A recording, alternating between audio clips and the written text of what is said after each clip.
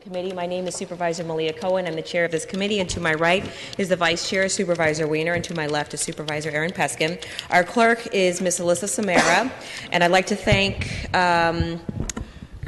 Phil Jackson and Jim Smith from SFGov TV for broadcasting this meeting. Madam Clerk, do you have any announcements for us this afternoon? Yes, please make sure to silence all cell phones and electronic devices. Completed speaker cards and copies of any documents to be included as part of the file should be submitted to the clerk. Items acted upon today will appear on the February 23rd Board of Supervisors agenda unless otherwise stated. Thank you. Could you please call item 1?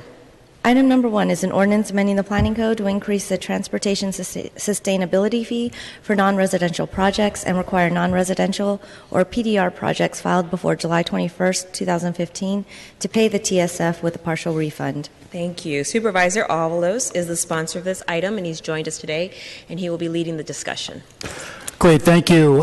This is hopefully the culmination of years of work. Can finally be moving this item out of committee. We have before us amendments that had been made to the transportation sustainability fee. We made them in December of last year. These were also amendments that I had attempted to make in the fall of last year. Before I begin, I want to thank the Planning Department and the MTA for all of their work developing these new fee structures for development in San Francisco. They are a significant improvement on the previous TIDF fee. And they also include, as we know, residential, which hadn't been impacted by the TIDF, but now are in the TSF. The Nexus study made it clear that the proposed level of the fee is nowhere near sufficient to offset the impacts that new developments have on our transportation network. And the economic feasibility study shows that commercial developments can support a higher fee amount without threatening the feasibility of these projects. This ordinance has made 2 amendments to bring the TSF fees on commercial projects more in line with the fees on residential projects. The first part of this ordinance with the amended changes to the TSF are to charge the non-residential square footage of over 99,999 square feet to raise the fee from $2 raise it $2 to $21.04. Currently, it's at $18.04. We had approved the current fee in the new TSF back in December. For residential units, 21 units to 99 units, the fee is $7.74. On residential units 100 and above, it's $8.74, which is about 13% higher than the smaller unit buildings. For non-residential, it currently is from 800 to 99,999 square feet is $18.04, and we're proposing the new one here is going to be $1 more for anything over 100,000 square feet, $19.04. The current TSF charges residential represents a significantly higher percentage of fee justified by the Nexus compared to non-residential. The Nexus study shows that commercial developments generate almost 3 times the impacts of our transportation system as residential developments generate. The Planning Department staff analyzed the fiscal feasibility of this proposed fee increase combined with Supervisor Yee's child care impact fee and found that the 2 commercial prototypes that are over 100,000 square feet would still be feasible. The impact on residual land value of the $21.04 TSF combined with the $1.57 proposed child care fee would only be negative 7% on the 2 commercial prototypes. That's 3% less than what would make a project financially unfeasible. This is still, as I said, well below the negative 10% threshold. On November 3rd, the Board of Supervisors had rejected my amendment to make a larger increase to the non-residential TSF. For non-residential, we were trying to make 50% increase to $18.54. Now, the non-residential footage, we tried to raise it on November 3rd, $4 to $23.04. That was not supported. The amendments we have before us today is only a $2 increase, and it's only increases by $2 the responsibility on non-residential developers, and will generate $2 million a year in additional revenue, while still remaining leaving projects to be financially feasible, well below the negative 10% threshold. The second amendment that we have before us today in this legislation is for non-residential projects that were submitted, that had submitted an application before July 21st, 2015, but had not received final approval, shall pay the difference of 50% between the TIDF and the TSF. This would mirror the grandfathering of residential projects and make non-residential TSF policies consistent with residential project policies. And of course, this makes so much sense because we know that non-residential buildings have a 3 times greater impact as residential buildings. And so, colleagues, these are the items we have. This is what we have before us, and I urge your support. Altogether, the projects that will be affected in grandfathering will lead to about $30 million in additional one-time fundings for our transportation in San Francisco. Given the T2030 process that had identified over $1 billion in deferred maintenance, it makes sense that we try and cobble together every dollar that we can for our transportation services in the city. Thank you, colleagues. Thank you very much. Supervisor Weiner? Thank you very much, Madam Chair. And I want to thank Supervisor Avalos for acknowledging that the transportation sustainability fee that we passed last November was the culmination of many years of work. As people will recall, the precursor to TSF, the Transit Impact Development Fee, was passed about 35 years ago with a blanket exemption for residential. Commercial has been paying transit impact fees for that entire time period, about 35 years. Last November, for the first time ever, we extend, and after years and years of work, and after a previous related effort fell apart at the Board of Supervisors 3 years ago, almost 4 years ago now, we were able to finally move through the Board of Supervisors an extension of transit impact fees to residential. So residential development is now, for the first time ever, paying transit impact fees, and not just projects that are big enough to have a development agreement where we separately negotiate it. This is a big, big win.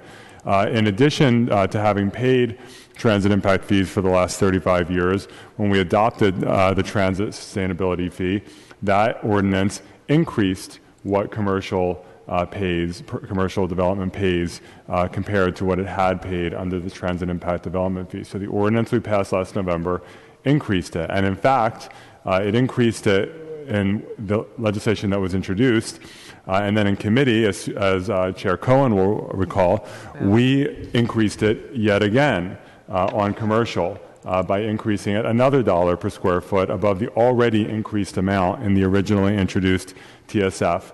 And the commercial developers, even though they were not happy about that, they did not fight us on it. We then passed that ordinance after years and years of work, and the mayor signed it into law, and we now have a new system in place that is resulting in significantly increased transit impact fees, both for commercial and for residential. I don't know why we need to go back to the well and say, well, it's not good enough, let's just tack on a few more dollars.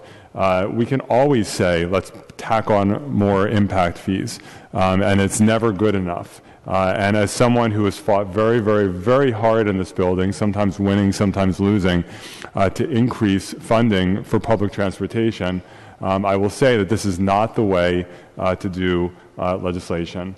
The board passed this legislation. It rejected the identical amendment that Supervisor Avalos is proposing, and I think we should let this ordinance work, and in fact, it is already working. So I will not be supporting this ordinance today, and I think we need to be looking for a lot of different ways to fund transit, and not just looking to one source, but making sure that there is broad-based funding support for public transportation. And that is an approach that is frankly sometimes lacking in this building. Thank you. Thank you very much. Supervisor Peskin. Thank you, Madam Chair, Supervisors. It's been, I feel like this is a Rip Van Winkle moment, but when I was on the board in the early 2000s, the then Transportation Impact Development Fee, which, as Supervisor Wiener indicated, was only for commercial development, one-time capital, and, by the way, operating money in the C3. That area grew over time, encompassed some of the northern waterfront, and eventually moved south. And as Supervisor Wiener indicated, some years ago, was extended to residential development. I was there in one of the votes on the board to bring that fee at the time, which hadn't been updated in many, many years, in line with the proper rates at the dawn of the 21st century, some 15 or 16 years ago. And there's no question but that these costs need to be, these fees need to be updated over time. And I enjoyed spending the weekend reading the Nexus study and the economic feasibility study, and actually respectfully part company with Supervisor Wiener, having read the findings. And I actually think, obviously, this is a balancing act. On the one hand, you've got two great competing public needs, the development of housing on the one hand and keeping up on the transportation side on the other.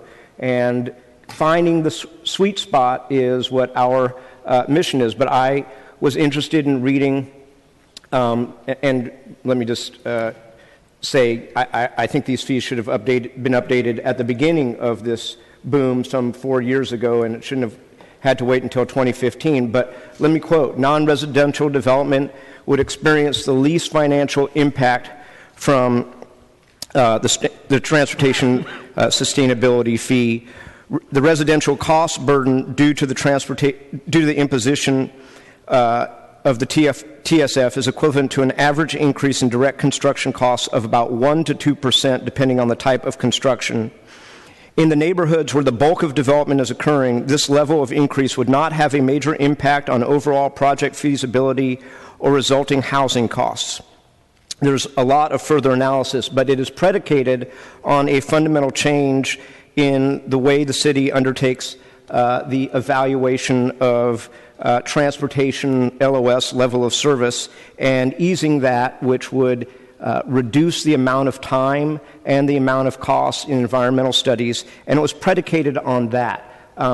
If you look at the different ranges that were set forth in the economic feasibility report, at 100%, 125, 150%, I have to say that, with all due respect to my current colleagues, that I think the envelope could have been pushed a little bit further, and that we could realize a substantial additional amount of money for our capital. And then I want to insert an operating needs, because one thing that I did notice in reading all of this material and in discussions with folks is that the transit impact development fee could be spent both on capital and on operating costs, as compared to the TSF, which can only be spent on capital. And so I may be missing something in my Rip Van Winkle moment, but I would actually like to revisit and see if we can insert the possibility of putting operating costs back in, so it would be in the same way that the TIDF could be spent both on capital and or on operating. And I have a number of amendments, colleagues, that I would like to offer to the TSF legislation in that regard. But I, for one, think that the extra $2 for projects over 100,000 square feet are sustainable financially. They will not stop new housing starts. I think that has been expressed in the economic feasibility study. And I, quite frankly, if this had been done 4 years ago in 2012 when this discussion began, I realize a lot of work has gone in from my colleagues on the board and folks in the executive branch and folks at the SFCTA, but I think we would have had that $30 million in our pockets right now using it on good public transportation projects. Thank you, Supervisor Avalos.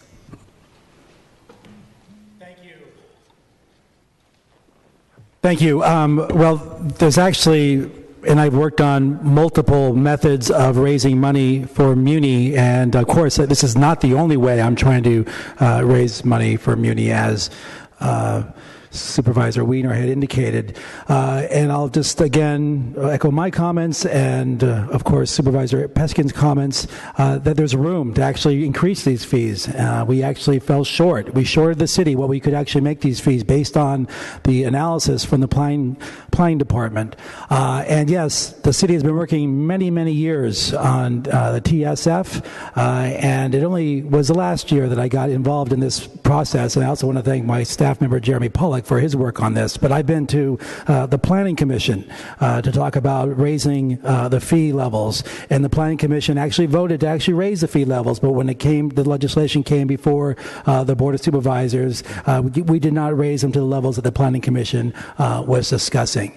And when it comes down to it, we've actually settled on an arbitrary number. If we're looking at a number that's well below what is financially feasible for the fee to be, it is an arbitrary number. It is an agreement that was made in room 200 with developers and with some members of the Board of Supervisors, and I think it's really important that we use our committee structure to actually legislate and to make improvements on legislation when it comes before us, so it's not tied up in a bow once it gets introduced at the Board of Supervisors. And so I want to make sure that we can get every dollar we can from this source of funding, and we have not done so. We have left money on the table, and colleagues, I want to make sure that we have this major bite at the apple again before us, and hopefully we can approve this ordinance today after public comment, and maybe entertaining which I support the amendments from Supervisor Peskin, and have this voted on at the full board to raise a level of funding that we have not experienced before from development for our transportation system in San Francisco. Supervisor Wiener. Thank you. I do want to agree with one comment that Supervisor Peskin made, that this should have been done years ago. We actually did in 2012 attempt to not do everything TSF did, but do quite a number of things to expand the scope of the TIDF when we did the required refresh, understanding that TSF would eventually replace it. And this is not pointing fingers at Supervisor Peskin because he was not a member of the board at the time, but at the time it completely fell apart at the board because of the profound just challenges that we had, and it fell apart. And so we ended up moving TIDF forward essentially without any kind of significant change.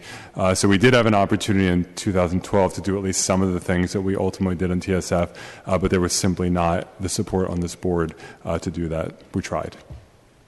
All right, let's go to public comment at this time. If I may, through the chair to Supervisor Wiener, or to the chair, or to Supervisor Avalos, or to the city attorney, whoever knows the answer, do you know why the operating dollars came out? I think that the thinking was that when you look at through the chair, when you look at transit impact development fees, whether you call them TSF or TIDF, they are one-time fees.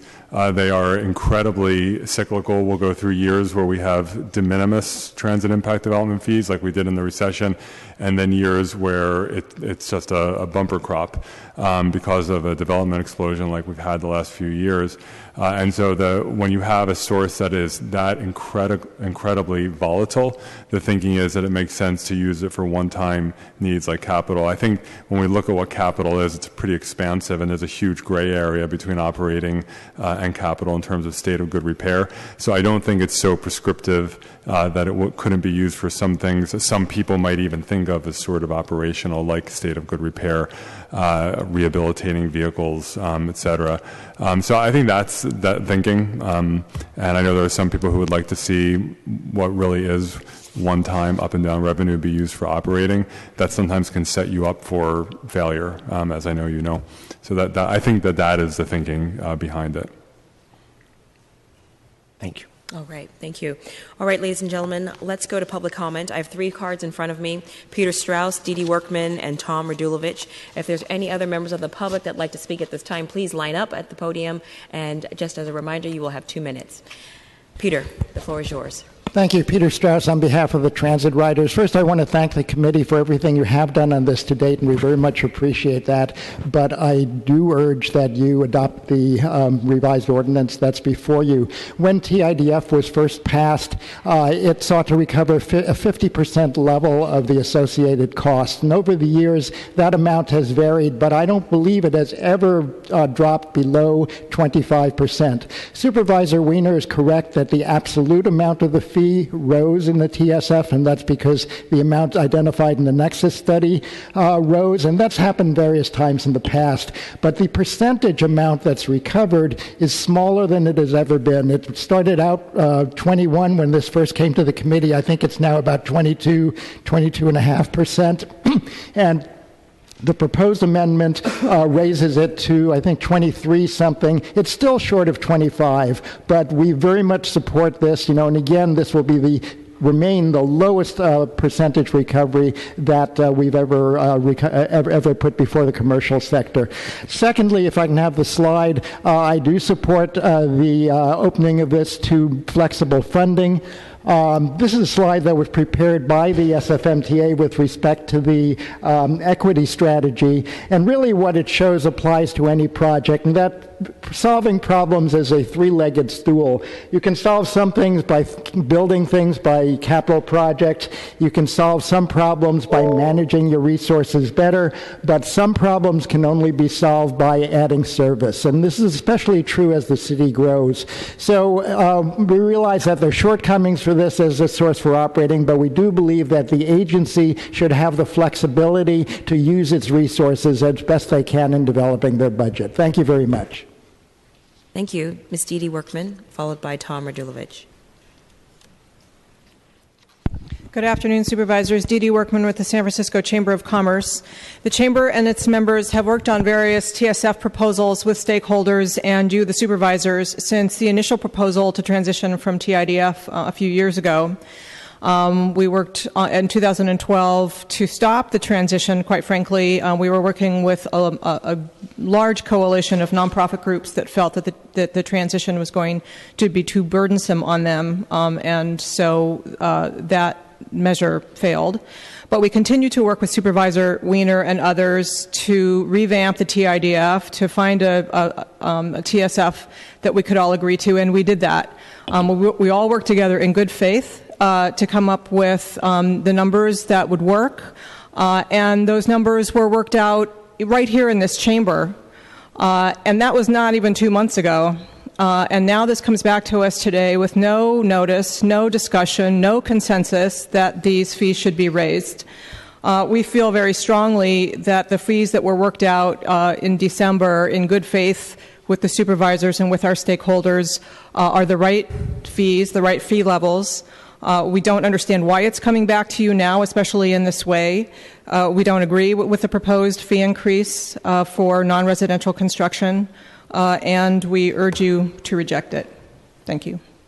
Thank you. Next and if I may, Madam Chair, yes, Mr. Peskin. I don't know the history that Ms. Workman is speaking to, but I do know that because this is a fee notice, it was published actually 2 weeks ago, so there's been quite a bit of notice, and as a matter of fact, this came up at my first board meeting on December the 8th, which is why it appears here today, so there's actually been 2 months of notice. I also, relative to the speaker's comments, want to point out I don't know what was worked out in this room. I was here on December 8th when we adopted the previous matter, but the CIFO study, which came out in the spring of last year, almost a year ago, is exactly where these numbers come out of. They do not come out of any negotiation with the board. They are set forth on page 5 of the CIFO study. The base case of PDR at 761 is precisely what appeared in the legislation. The 125% TSF at dollars per square foot of $7.74 for residential is precisely what was in the CIFO study, and the $18.04 is precisely what was in the CIFO study. So I have no idea what negotiation you're talking about, but it's just set right out here in the economic feasibility study. Thank you. Next speaker. Good afternoon, Supervisors. Tom Radulovich, Executive Director of Livable City, here to speak in favor of the ordinance. It's an incredibly important time for us to be investing in transportation. Public transportation creates terrific value for property owners. We have invested billions of the public money, and we have created billions and billions of dollars in value. Capturing some portion of that in order to sustain the transportation infrastructure that we have and to build the transportation infrastructure necessary to accommodate that growth is very, very important. We think that this is a balanced and sustainable proposal to do that. So thank you, Supervisor Avalos, for bringing this forward. Just a thought on the capital versus operating. I would say that I favor capital investments at this point. We have the old TIDF, most of it was spent for operations, and as a result, we've made very few investments in capital. We have a rundown capital plant, and then we didn't build any capacity to accommodate the growth in ridership. So if you have ridden BART or Muni or any other transportation in the system in the region right now, you know that we are basically passing people over the top. We have got such jam-packed trains, and one of the ideas behind TIDF is as the city grows, as you add office square footage or whatever, you would need to expand physically the capacity of that transit system to accommodate those additional riders. We haven't been doing that since we made those investments in the 1970s, and it's really time that we did it. So it would add a little discipline around capital investments, which usually are the first thing to cut, right? Easy in a bad budget year to cut your cash flow investments or push them out in order to sustain operations. But they're incredibly important to the operations of the system. The other thing is if you neglect capital, it costs you operating dollars. You spend more and more time, more and more energy trying to maintain equipment that is beyond its useful life. Thank you. Thank you. Next speaker. Calvin Welch, Transit Justice Coalition. I speak in favor of both amendments, raising the office fee and allowing a greater flexibility in the use of the TSF funds. Two reasons. One, first on raising the fee. The fee is the Nexus study fee. And the Nexus study, it's important to understand, took into account the dramatic change in, if you will, technology of commercial office buildings. Under the old TIDF, for those of us who were around in those days when Muni buses just barely beat the dinosaurs walking around the city, the assumption was that there was one office worker for every 500 square feet of commercial office space. That was in the days of cubicles. That was in the days before computers, when big old typewriters took up a lot of space. It is generally assumed now that we're looking at a level of density in office population, daytime office population, of about one worker per 250 or even 200 square feet. So we're talking about office buildings that are packing in dramatically more, maybe 50% more workers per square foot than in the old days. And the TSF Nexus study recognized that shift and set the rate at a higher level. Finally, on flexibility, we have a measure on the ballot put on by the mayor that will end flexibility for TSF, for the VLF and or any other new revenue raise. I think this is the only chance that the board has to increase flexibility in Muni funding to allow for operations. Operations are key in bringing about Muni equity. Increasing operational capacity is key. Thank you, Mr. Welch. Ladies and gentlemen, are there any other members of the public that would like to speak on item number 1? All right. This matter is back in the hands of this body.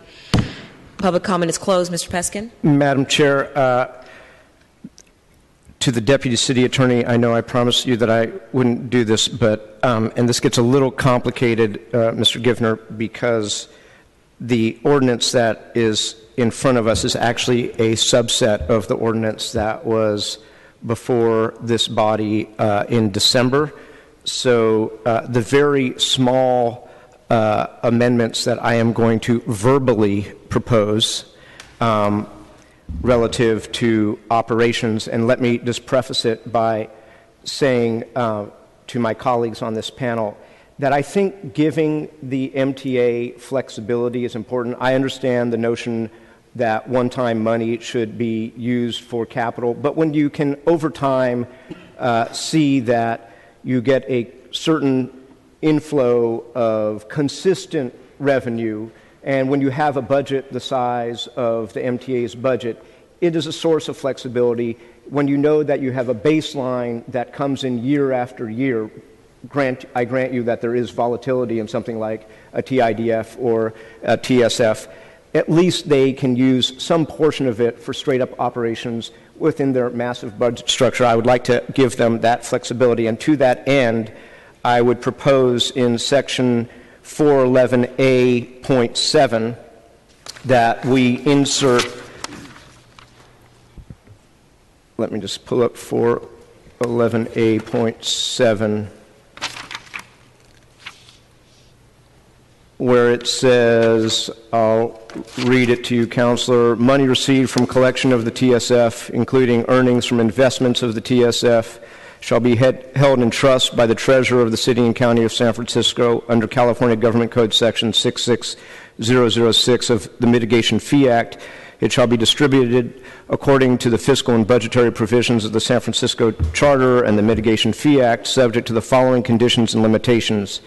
As reasonably necessary to mitigate the impacts of new development on the city's public transportation system, TSF funds may be used to fund transit capital,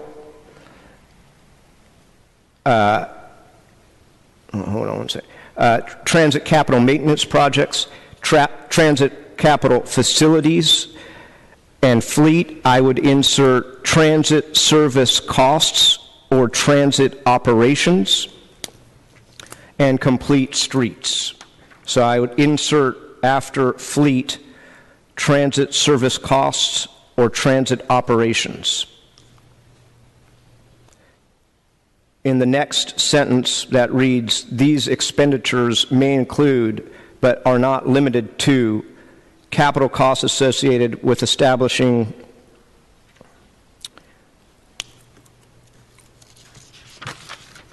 hold on one second here.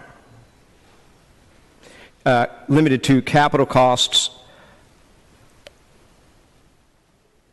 I would insert capital and operating. So capital, insert the two words, and operating costs associated with. I would respectfully make those amendments to Section 411A.7.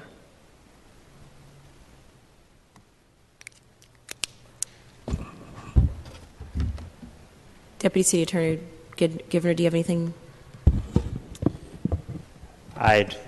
While you discuss these amendments, I'll just take a closer look at this section. If the committee makes this amendment today, you would need to continue it for a week for additional notice, because as Supervisor Peskin mentioned, this focusing on the expenditure side is outside of the proposal that was before the committee today. Other than that, and other than a proofread, the committee could make these amendments and then continue the item. Thank you. Supervisor Peskin. And we might want to also make a similar amendment in the findings I don't know, through the chair to Deputy City Attorney Givner, whether you would suggest that 411A.1 reflect transit service in the findings. I believe that would be 411A1 sub E is where we would probably want to make the transit service finding. I would recommend that we limit the amendments today, and if the committee makes the amendment to 411A.7, next week we can make any conforming amendments in other sections. I don't know if 411A.6, just glancing at it, would need amendment as well. And those would be non-substantial changes.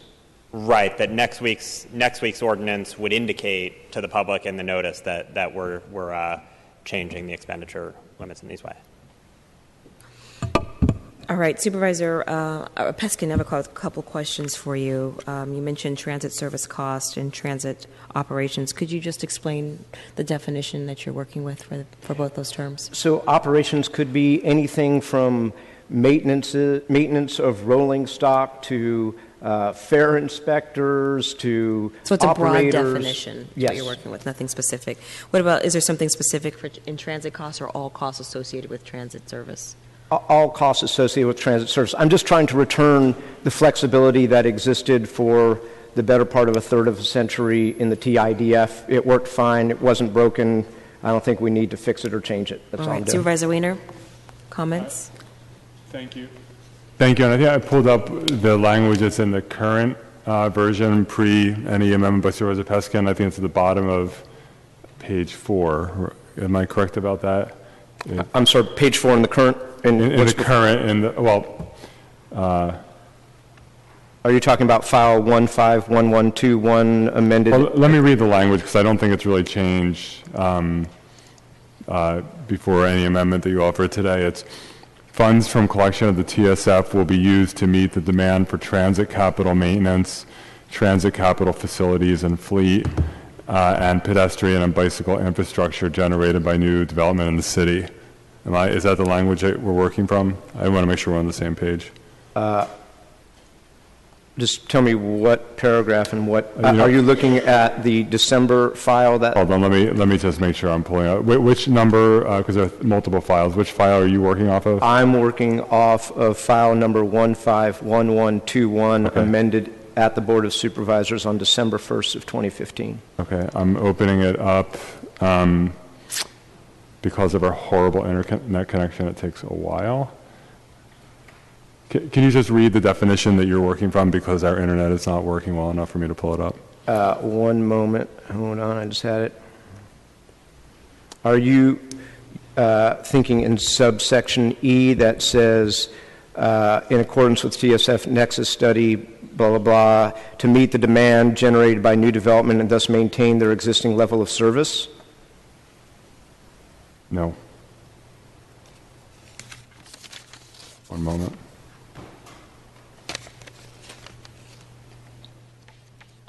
I'll just pull it up here. If we had functioning internet service in this building, it might We be didn't have the easier. Brown Act. I could have called you over the weekend to discuss it. I know. We'll just work it out here on the microphone. Would have looked a lot better on TV. Okay, I think my staff was kind enough to email me the language.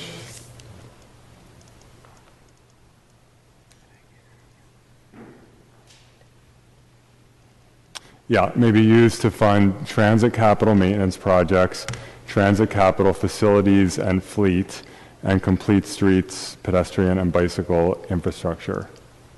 These expenditures may include, but are not limited to, capital costs associated with establishing new transit routes, expanding transit routes, and increasing service on existing transit routes, including but not limited to procurement of related items such as rolling stock and design and construction of bus shelters, station tracks, and overhead wires, capital or maintenance costs required to add revenue service, and it goes on from there about bike and pedestrian projects. That's the existing language, if I'm not mistaken. Right, so my proposal would be to add flexibility and allow it to be used on operational costs if necessary, as I described to the chair in her question.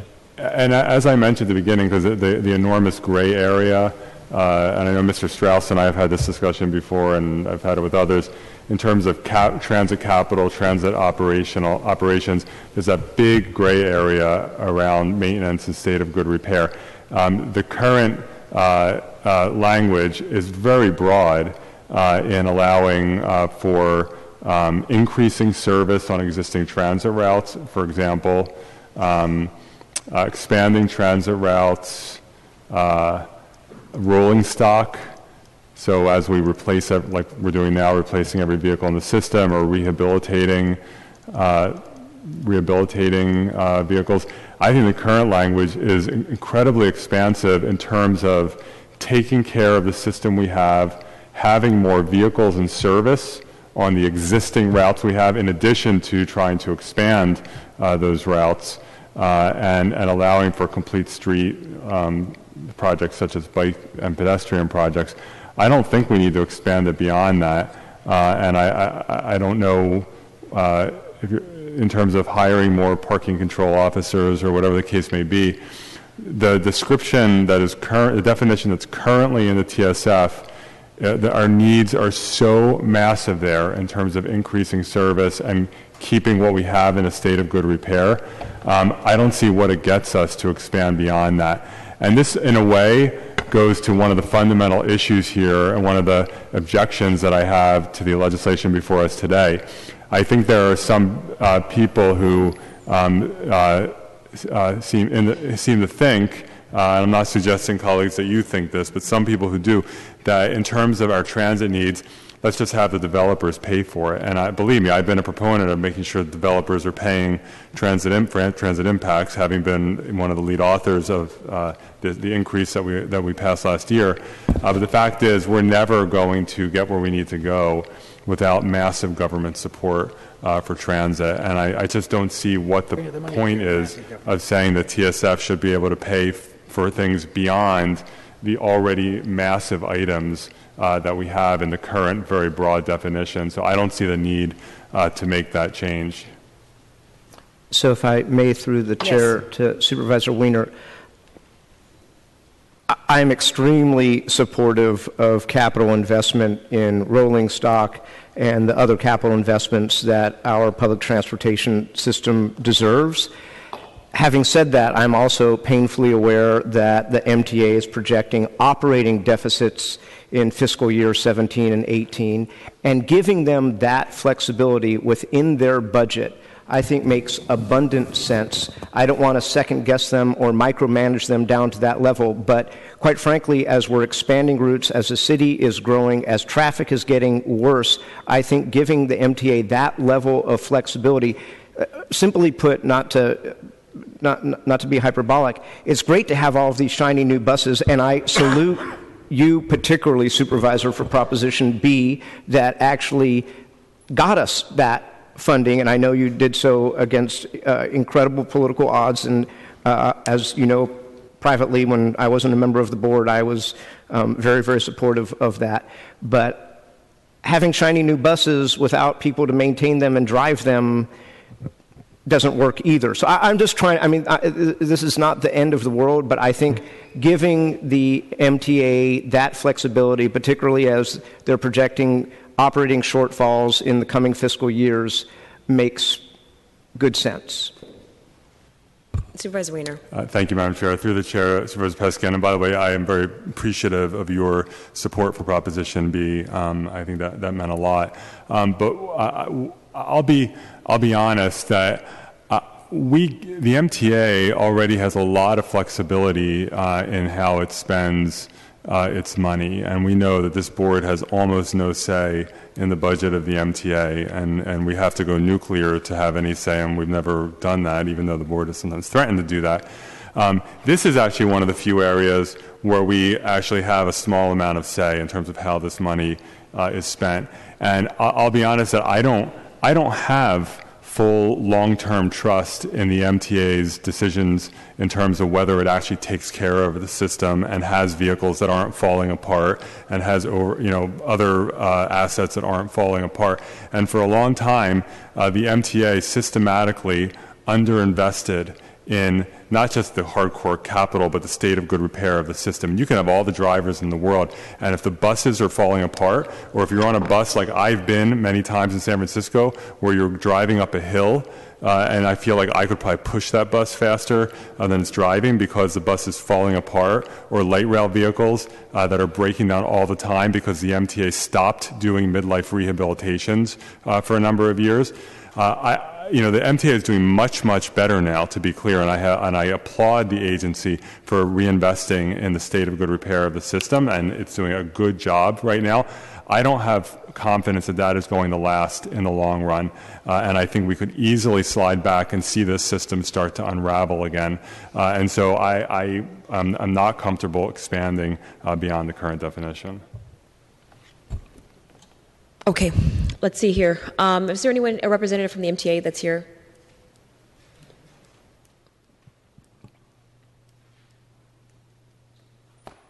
Supervisors, Victoria Wise, MTA. Good, thank you. Thank you for being here.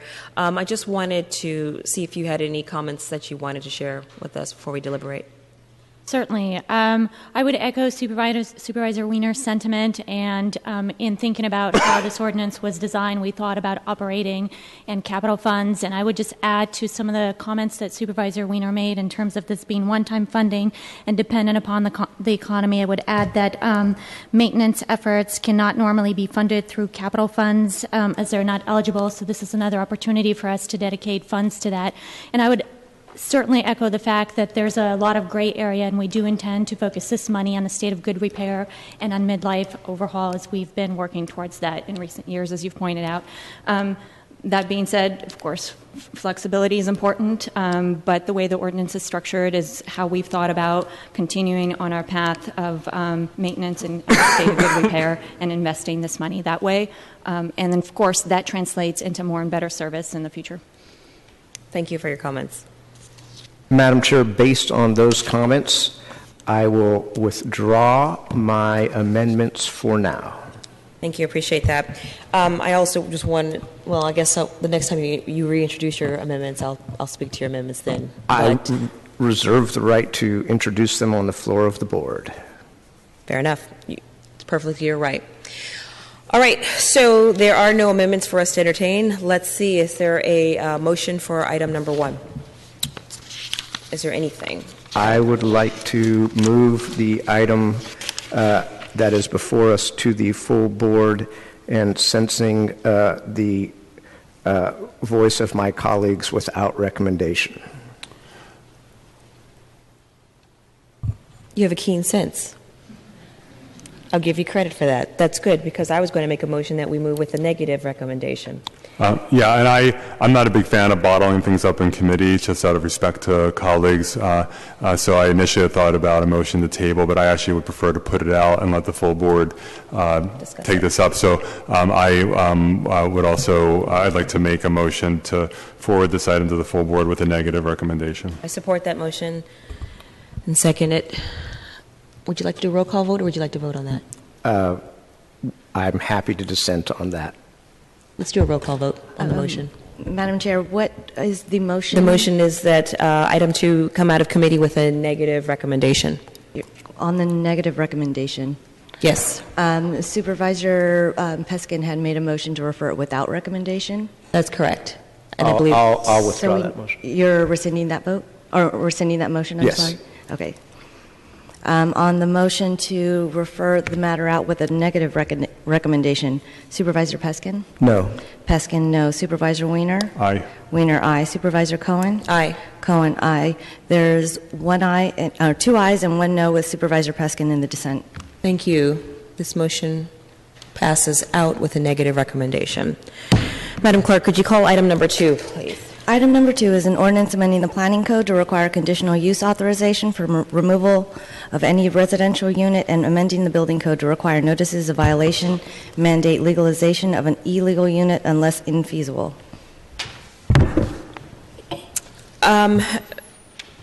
Okay.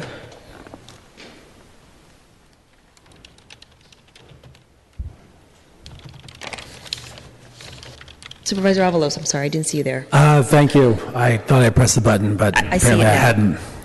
Thank you for scheduling this again, Madam Chair. So this legislation that we had in place that we wanted to protect housing from demolitions and mergers and conversions, really overall to protect tenant housing in the city, which has been under attack, as we know, for the past many years. This would include in-laws as well as units in apartment buildings.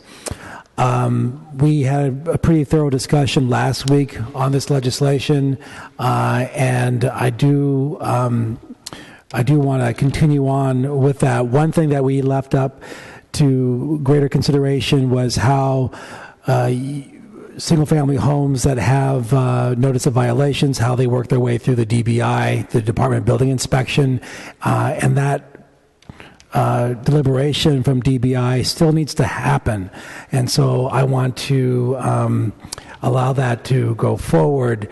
What I want to do today is duplicate the file and to move forward the amendments that we had made regarding the C3 zoning district to go forward, and then have greater discussion through DBI, and then have, after DBI looks at our issues around notice of violations and legalization issues, that can come back to the board, to the land use committee. We also had some discussion about how people who did not have financial means to be able to legalize units could find resources for that. And we do have people from the Mayor's Office of Housing who are here, as well as DBI, to talk about that issue.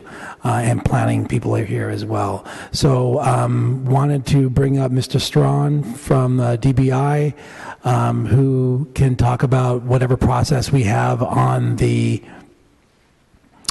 residential single-family home notice in-law units that are seeking greater deliberation within the commission. Thank you. Mr. Strong, before you get started, I'm going to give the floor to Supervisor Kim just to make a few remarks, and then we'll bring you back up. Thank you. Thank you, Chair Cohen. And I do want to acknowledge Supervisor Avalos for his leadership in bringing this legislation ordinance forward today, and also thank him for splitting the files so that we can address some of the separate issues that this legislation plans on addressing separately. The C3 portion of the legislation, which is why I'm here today, is an issue that we have discussed extensively here at Land Use Committee, but also in the community as well. In 2013, our office started fielding calls from tenants in South Beach, Rincon Hill, Western South of Market, and Mid-Market who were being evicted from their homes because their units had been illegally converted without permit from commercial to residential, sometimes 20, 30 years ago. Many property owners throughout the city had started marketing their office or industrial space as residential live-work units over the past couple of decades because they were unable to rent their property out on the commercial real estate market. In some cases, landlords did let their tenants know that this was illegal, but in many cases, the landlords did not say anything. Or they would request the tenants obtain a business license to provide some veneer of legality to their zoning. When the office market started heating up again, particularly in Rincon Hill and Mid-Market, property owners suddenly realized that they could make money from their actual legal use and started evicting our residents, primarily our middle-class residents, artists, teachers, nonprofit workers, grocery store owners, and even small business owners who had lived in these units as long as 18 years. I had introduced interim controls back in October of 2013 to respond to this phenomenon and dampen an alarming behavior from our property owners. And have been working with the planning department to address this loss of housing due to the conversion of residential units from commercial office space. The original legislation did require a conditional use authorization when a property seeks to reestablish commercial use when it was converted to residential without permit. Since the introduction of our interim controls in 2013, the mayor, in his executive directive 13-01, requested city departments to make recommendations to, among other things, preserve and promote rental housing, and to hold public hearings when loss of housing is proposed. The Planning Department and DBI responded to this executive directive by developing implementation policies that require a public hearing, review of any application that result in the loss of housing to non-residential use. However, this action did not include residential units that were not originally permitted. Supervisor Avalos has been working on this legislation for close to a year now, and we are now reaching the end of our interim controls as well. And I do appreciate my colleagues for allowing us to split the file so that we can move forward with the C3 portion to address this gap and protect our tenants in the C3 area that are living in these non-permitted units as these interim controls expire. And I do also want to thank this Land Use Committee for always supporting the interim controls and our residents, and also this board for unanimously passing them this year. I just want to end on a final note by saying that if existing tenants were evicted, it would be difficult for any of them to find housing in our current real estate market. And I think that is a theme that everyone understands quite well in this room. Many have already had to leave the city, posing long commutes for jobs in which they may not be getting paid enough to cover their transportation, or maybe working off hours when public transportation isn't as frequent. In fact, there are many tenants that are scared and tired and are already moving out of San Francisco. I should finally just add, and I've said this before, that I share little sympathy for property owners whose only purpose was to profit at any cost. So doing a legal conversion when they thought that they would make more money that way, flouting city laws, and then suddenly wanting to come under the guise of legality when they thought that they could make more money that way. We absolutely need to protect our tenants here. I know that many of them will be speaking at public comment, but I do want to appreciate the efforts of this board to make sure that we are keeping our city residents in place. Thank you. Thank you, Supervisor Kim. Now with that, let's go to DBI, and we'll hear from Bill Strawn. Thank you, Supervisors. Bill Strawn, Legislative and Public Affairs with DBI. At Supervisor Avalos' office request, we did search through our database over the past 6 years from 2010 through 2015 just to get an idea of how many notices of violation for illegal units, complaints we might be receiving. Those totaled about 446 over that 6-year period. And out of that 446 in the same 6-year period, there were 49 permits that were actually issued either to remove or to go through with the legalization. Unfortunately, the way DBI data is kept, the complaint data does not tie directly into the permit issued data, so it's often very difficult to know exactly what the details might be behind each of the situations. But I will say that since the passage by the board in mid-May of 2014 of the voluntary legalization program, DBI has now issued, as of last week, 105 of those permits for legalization. Planning has about another 110 still under review. So I'm guessing that by the time we reach the 2-year anniversary here in May, we will probably have a bit more than 200, 220 legalized units through that program. I'm very happy, of course, to go back and see if we can come up with single-family data per your comment, Supervisor, but my knowledge right now is that it's very limited. We haven't had that many single-family homes in this mix, so to speak.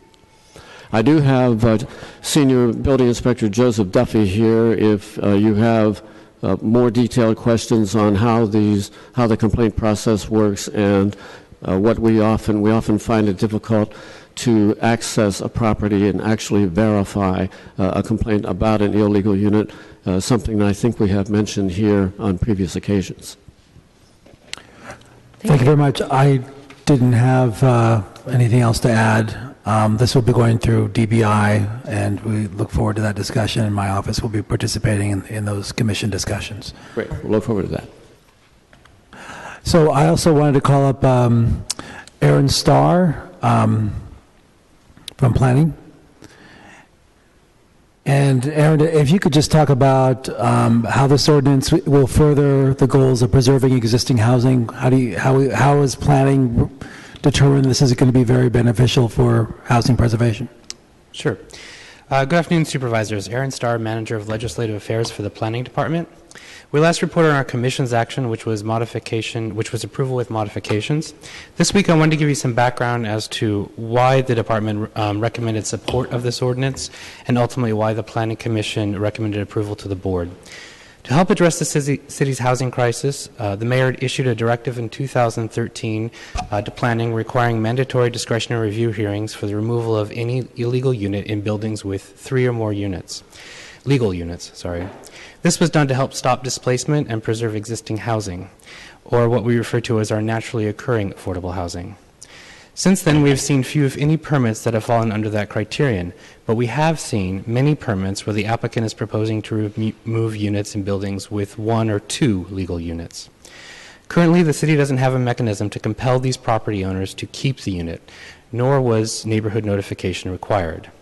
Planners are compelled to sign off on these permits, knowing full well that their approval could represent an eviction and also a loss to the city's housing stock. Supervisor Wiener, you took an important step to address this issue by sponsoring an ordinance requiring notification of any illegal unit. This certainly helps inform tenants of an impending eviction and allows them the opportunity to appeal the issuance of the permit. However, even if the permit is successfully overturned by the Board of Permit Appeals, which rarely happens, or the Planning Commission takes discretionary review, the city still does not have a way to compel any applicant to legalize the unit. This places not only the unit in limbo, but also the tenant. This ordinance addresses that issue by requiring legalization unless the Planning Commission grants conditional use authorization to remove it. Currently, we are seeing property owners turning themselves into DBI so that they have to remove the unit, giving them an excuse to evict tenants. In these situations, once the tenant is evicted, the owner will often remodel the unit and rent it out again at a higher rent. Other times, they remove the unit to make it a single-family home, which sells at a higher per square footage rate than a 2-unit building. This ordinance removes that incentive by requiring that the unit be legalized and holds the property owner responsible for fixing any life safety issues. We heard the concerns at the last hearing about homeowners who may not have the financial wherewithal to fund the legalization, but we also understand that DBI has funds that can possibly use to help property owners who can't afford to pay for it. We'd also like to note that both DBI and planning fees are already waived for those who seek to legalize the unit, which can represent up to $3,000 in savings for the property owner. Supervisors, you may find it prudent to continue this item for a few more weeks to address outstanding issues. We're happy to work with your offices to help address those concerns.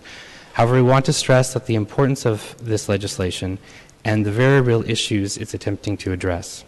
Thank you for your time and careful consideration of this ordinance. And of course, Kimmy and I are available for any questions that you have. Thank you. Thank you, Aaron. No other questions from me. I did want to have someone from the Mayor's Office of Housing.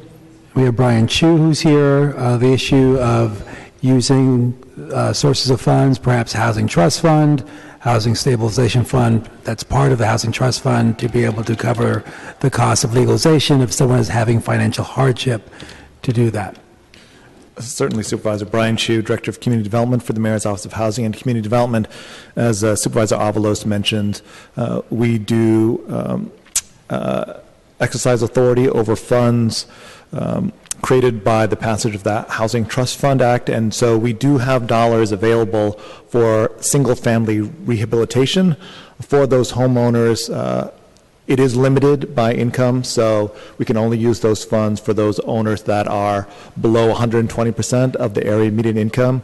We do have an existing single-family rehab program, so we are accustomed to doing these kinds of small projects, again, just for single-family homeowners. And as my colleague from DBI mentioned, it's unclear yet how many of these people that are applying for legalization actually fall into the category of single-family homes. But if that is the case, and if they do income qualify, we'd be very happy to work with DBI, with planning, and with the supervisor's office to create a program that would be appropriate for those low-income homeowners that might need this kind of assistance. Great. Thank you. Okay, no more questions. That will end the presentation part of this conversation. Now I have a few public comment cards. I'd like to open up the public comment. First, we'll start with Matt McFarland, followed by Tom Radulovich, followed by Ryan Patterson, then by Karina, David Gast, Cash, and then Chandra. Matt, if you could line up and queue up. Matt McFarland. I'm a staff attorney at the Tenderloin Housing Clinic. First, I wanted to state up front that the Tenderloin Housing Clinic supports this entire legislation. Believe this entire legislation is necessary to preserve affordable housing. I'm not going to repeat what Supervisor Kim said, but my office has represented tenants and also has quite a bit of experience with exactly the problems that she mentioned, specifically in the C3 district. That gets brings me to my main point, which is we also fully support splitting the file here. I do not think that this legislation is very controversial for the C3 district. I believe that it's really the in-law units and the testimony that came up at the last hearing last week regarding the in-law units. And what's very important with this legislation is that it does allow for reasonable and meaningful review of these permits before they do issue. I certainly think with respect to the in-law units, meaningful and reasonable review of all the issues at the legislative level is also appropriate and necessary too. However, for the C3 districts, for mid-market, for the downtown commercial district, this really shouldn't be controversial at all. It mirrors the interim controls that have been in place. It mirrors the mayor's directive. And my office fully supports it. A number of my clients are here who can talk much more articulately about the importance of protecting their own housing through this legislation. And we certainly appreciate Supervisor Avalos presenting it and splitting the file to try to move it forward. Thank you. Next speaker, Tom, followed by Ryan. Good afternoon, Supervisors. Tom Radulovich, Executive Director of Livable City. Just wanted to thank Supervisor Avalos for bringing this forward.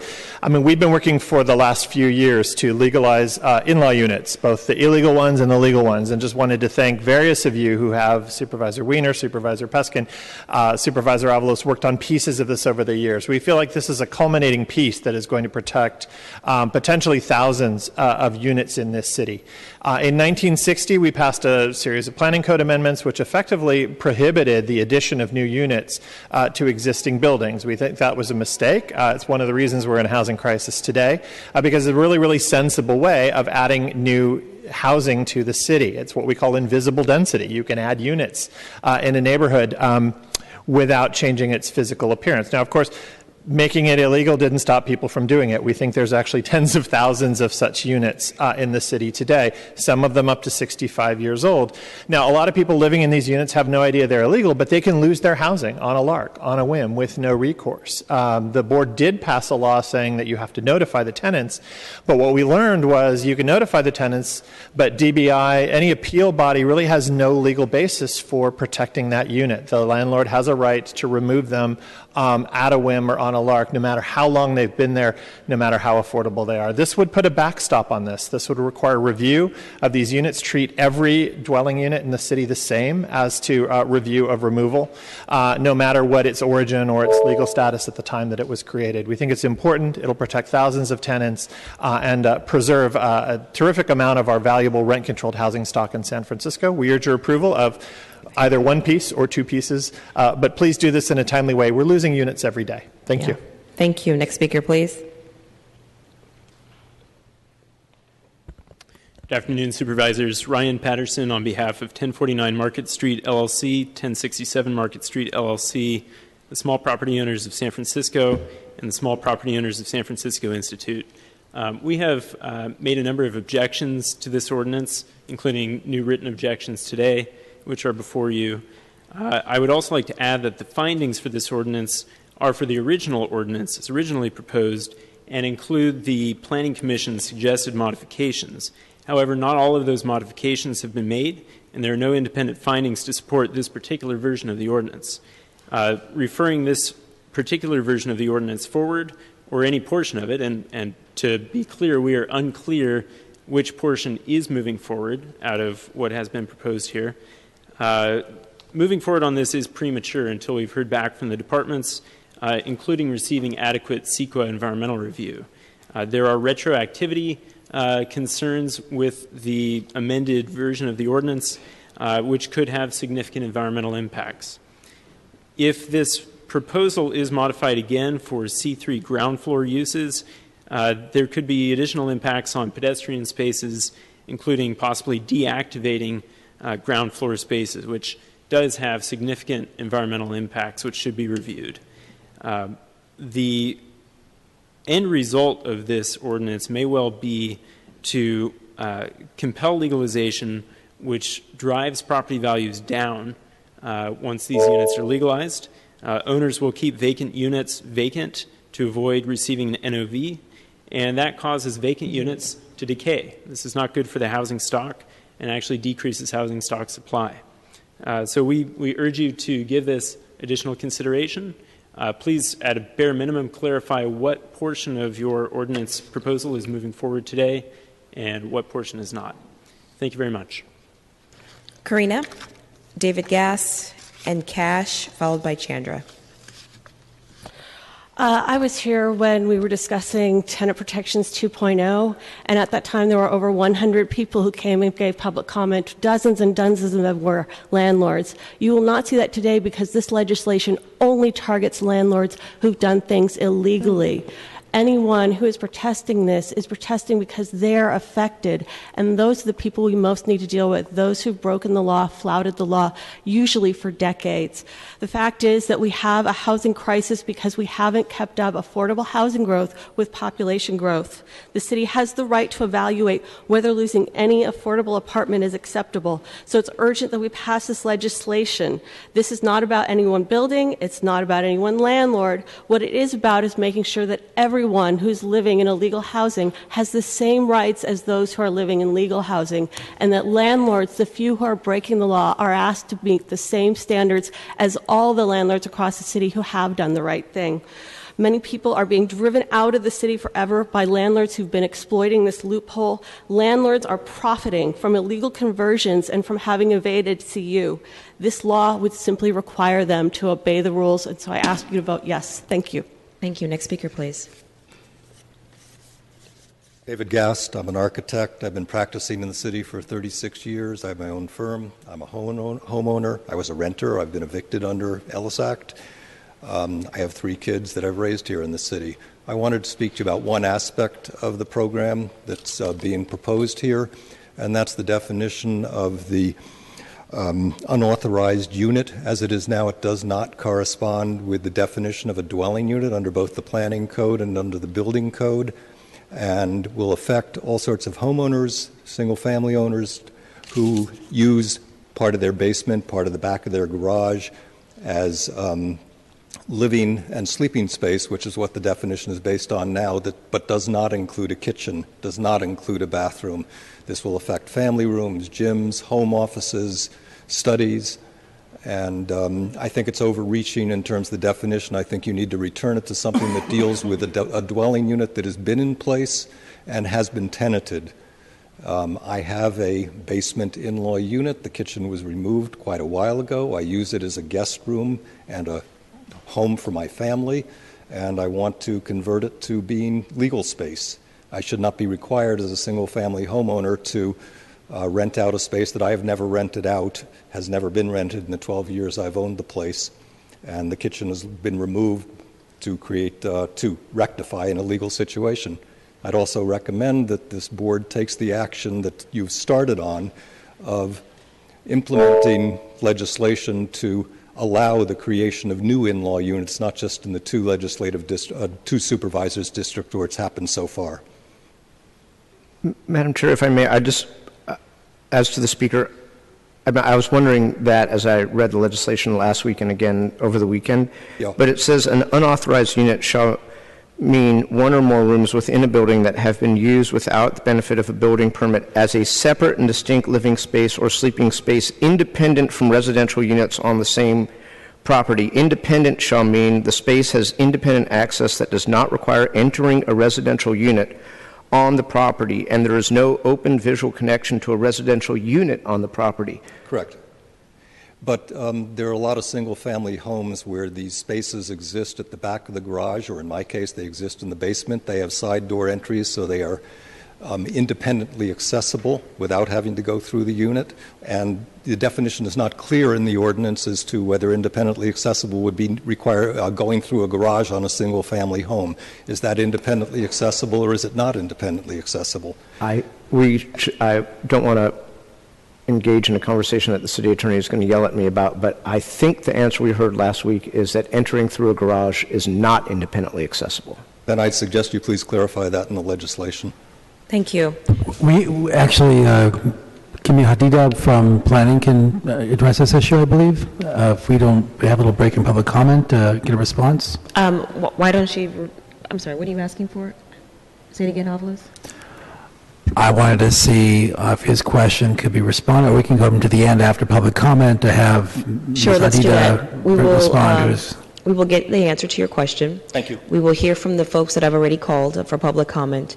So just give us a few more minutes. Next speaker, please.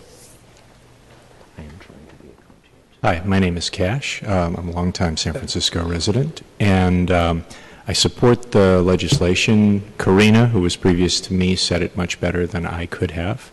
The only thing I'd like to add is the C3 amendment that includes ground floor residential properties is extremely important because a lot of these buildings are much larger inside than you would think.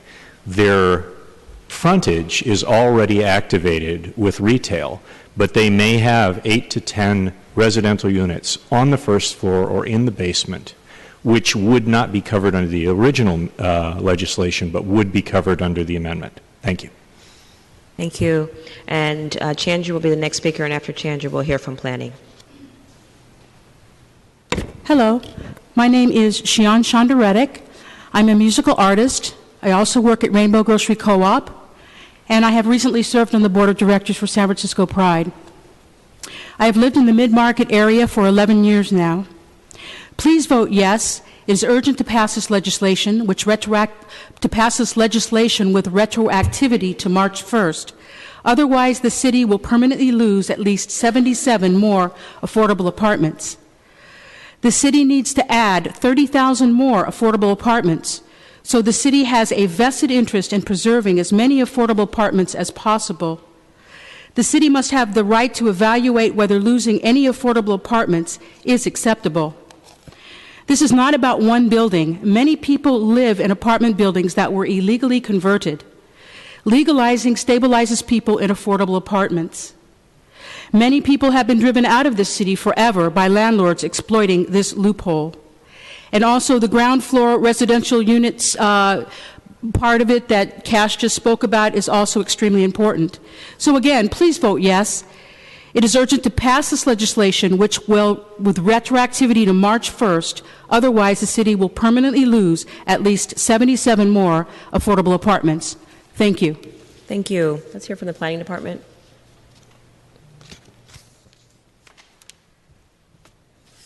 Kimia Haradam, Planning Department staff. So the key to the definition of the unauthorized unit is that living or sleeping space should be used as an independent residential unit, and that so the way this is a definition that we've been working closely with the city attorney's office and our zoning administrator office, and the way we would address situations like this is that the applicant would be able to sign an affidavit saying that this unit has not been used as an independent unit, and then they would be exempt from this the CU process. Okay. Does that answer your question? Supervisor Avalos, does that answer your question? Yes, thank you. And the previous man who spoke, his issue, if you can just have a chance to close the loop with him directly, I would appreciate it. Thank you. Sure. Thank you. We're going to continue with public comment at this time. The next speaker card I have is for Deepa Varma, Naomi Cooper, Sarah Zimmer, Tommy Mecca, Juan Baca, and Patrick Vuskovic. Is Deepa? Deepa, are you here? Okay. Naomi will be next, followed by Sarah. Thank you, supervisors. I'm Deepa Varma from the San Francisco Tenants Union, and I'm just here, as always, to ensure that tenants are protected and our housing stock is protected. There are many, many long-term San Francisco residents that live in illegal units, whether they are formerly commercial units or in-law units, especially in District 6 and in the western neighborhoods as well as District 11. We've been seeing more and more illegal tenants from illegal units being pushed out. I actually asked my former colleagues at the Eviction Defense Collaborative, and they'd said they'd seen 4 or 5 this week. These are really astonishing numbers of cases we're seeing right now.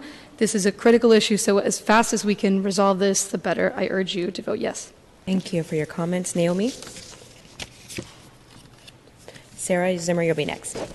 Hi, I'm Naomi Cooper, retired teacher in the public schools and resident of 1049 Market Street since 1998.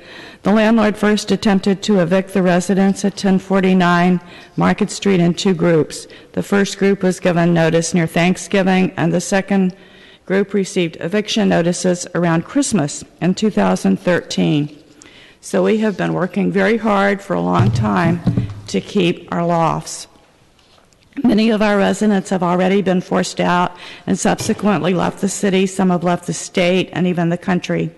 I'm speaking on behalf of our current tenants and many other endangered residents in the city, and also on behalf of San Francisco, where the rent is so high that many groups of people are finding it difficult to live here.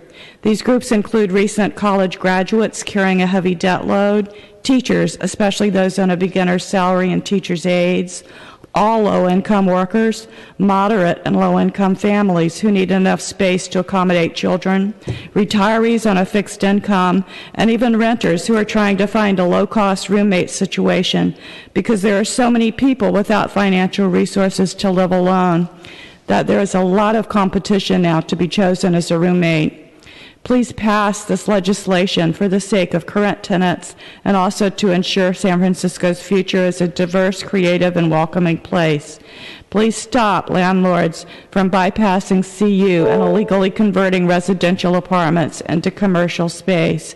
Thank you for your thoughtful attention. Please pass the legislation retroactively to March 1st.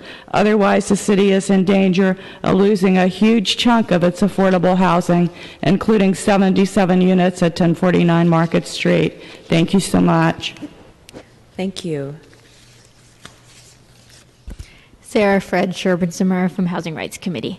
Thank you, supervisors, for tackling this issue. It's so important. We have to tell counselors in our office over and over, like, no matter what, don't have tenants call DBI if they think even possibly their unit is illegal. But the problem is so many people rented their units thinking they were legal and then find out they weren't. And these are landlords who scam the system, made a quick buck, and now want to turn around and make it in a different way. And I'm thinking of buildings like 2107 Van Ness, that's in Farrell's district, where people came in with Craigslist ads. They'd lived in their units for over 13 years. There were office buildings in their building. They had leases that said they were there residentially. And then he wanted to kick them all out somewhere. These are folks with kids. I ran into one of the other tenants one of the tenants there in front of planning the other day. He said he's one of the only people left in the building, but he's afraid that if he leaves, he won't be able to visit his children anymore.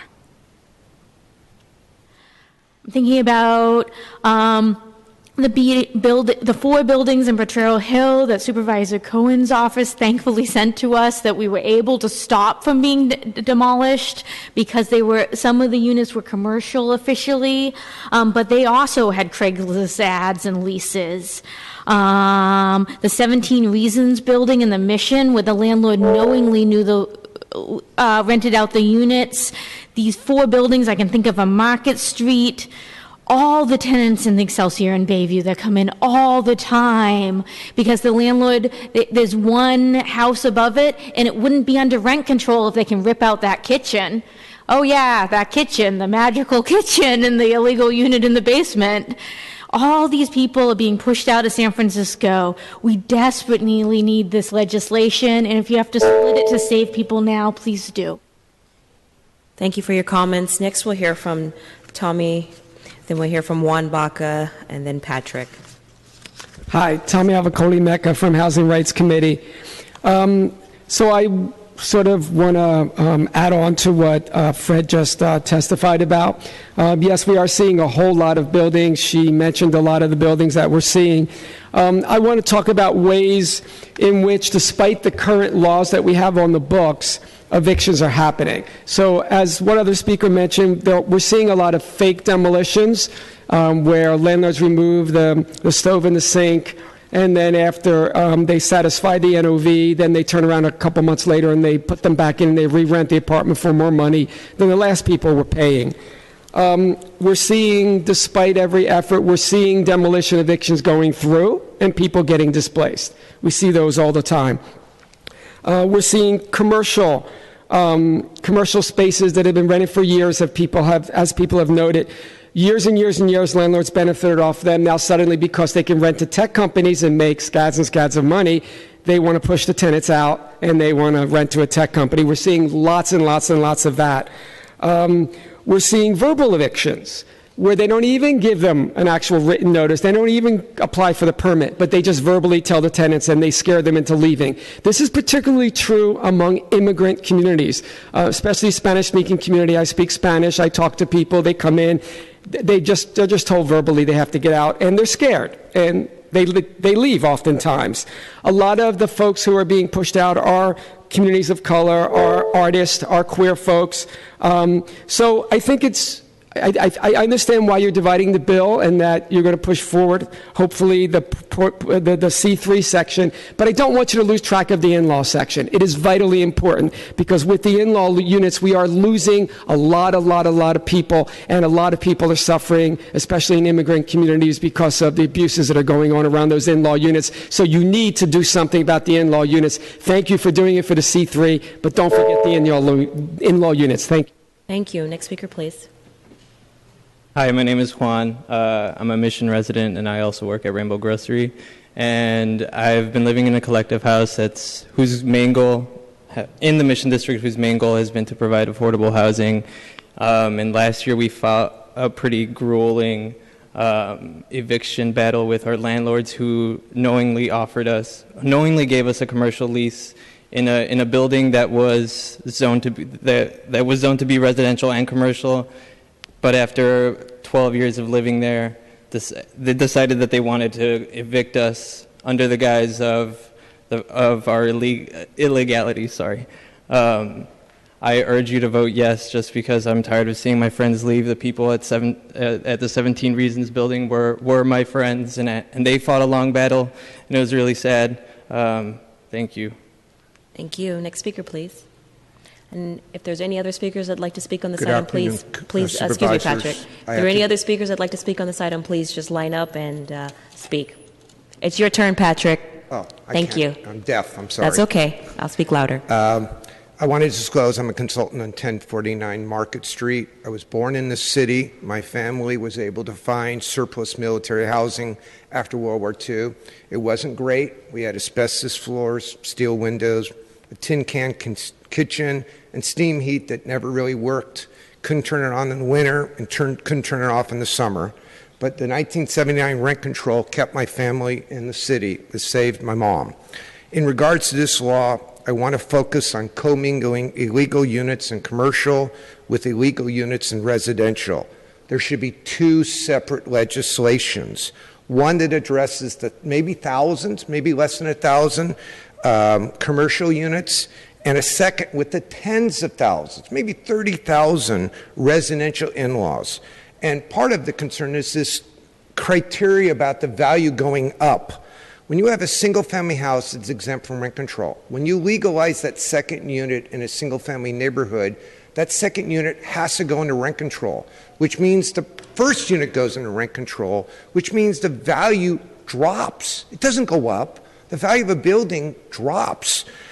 When you go from 2 units to 3, the value drops. A 2-unit can go condo. A third unit is really expensive because of sprinkling and fire requirements, because it's considered an apartment building, and you lose the condo bypass. So going from 2 to 3, the value drops.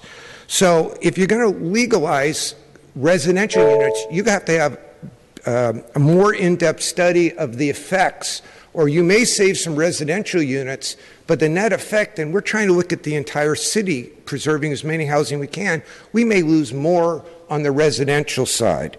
So the criteria probably need to be different for residential units versus commercial units. Thank you. Thank you. Next speaker. Hi, thank you for taking the time to listen to all of us. I spoke last week. My name is Lindsay Gauthier. I'm an artist in San Francisco.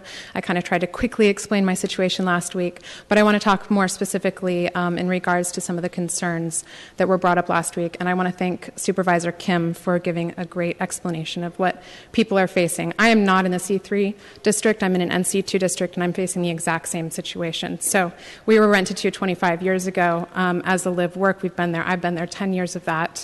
And now the landlords see an opportunity to make lots of money. So they want to force us out. They've decided to Ellis when they tried telling the master tenant that he had to make me leave, not legally. Then filing with the DBI and lying on a permit to try to get permission to remove the dwelling, also not legally. And when that didn't work, they decided to Ellis. We have been fighting a battle for 2 years, and we're right on the precipice of losing our housing.